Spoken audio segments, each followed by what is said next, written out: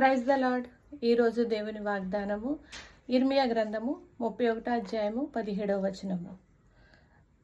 రాబోవు కాలమునందు నీకు మేలు కలుగునను నమ్మిక ఉన్నది. నీ పిల్లలు తిరిగి తమ స్వదేశమునకు వచ్చెదరు. ఇదే యెహోవా వాక్కు. రాబోవు కాలమునందు మీకు మేలు కలుగునన్న వాక్యం ద్వారా ఇర్మియా భక్తుడు తెలియజేస్తుంది ఏమనగా, అంటే రోజులు గడుస్తున్నప్పటికీ మన జీవితంలో ఎటువంటి ఆశలు లేవు.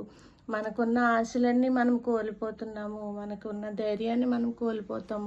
అంటే ఆత్మీయ జీవితంలో కానివ్వండి, కుటుంబ జీవితంలో కానివ్వండి, మనం రోజు అనేక పరిస్థితులను ఎదుర్కొనే పరిస్థితుల్లో దేవుడి మాటల ద్వారా మన కుటుంబాలకి నెమ్మది దయచేస్తున్నాడు. రాబో కాలమునందు అనేకమైన మేలులతో మనల్ని తృప్తిపరిచిన ఉన్న దేవాది దేవునికి మహిమ కలిగినట్లు ఈ చిన్న మాటలు దేవుడు దీవించును గాక. ఆమేన్.